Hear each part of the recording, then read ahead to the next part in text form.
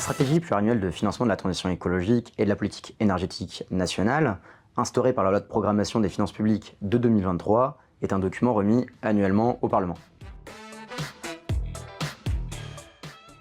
Elle propose des orientations pour mobiliser efficacement les financements privés et publics nécessaires à l'atteinte des objectifs des grandes stratégies nationales de transition écologique, comme la stratégie nationale bas carbone, la programmation pluriannuelle de l'énergie ou le plan national d'adaptation au changement climatique.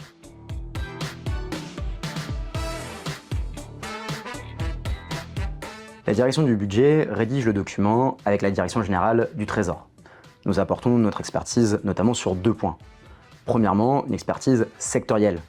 Les bureaux de la direction suivent l'ensemble des politiques de transition, le transport, le logement, l'industrie, la biodiversité, et chaque agent dispose d'une connaissance fine des problématiques financières de son secteur, de ce qui fonctionne, de ce qui ne marche pas, de ce qui pourrait être amélioré.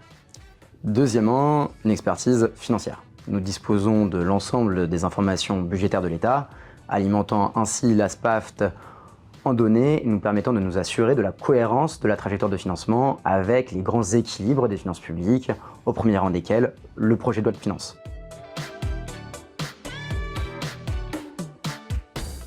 Le premier enseignement de l'ASPAFT est la nécessité de doubler les investissements dans notre décarbonation à horizon 2030. Cette nouvelle édition de l'ASPAFT présente également une analyse plus détaillée des dépenses de l'État et des opérateurs par secteur économique. L'État finance ainsi 46 milliards de dépenses favorables à la transition au sens du budget vert.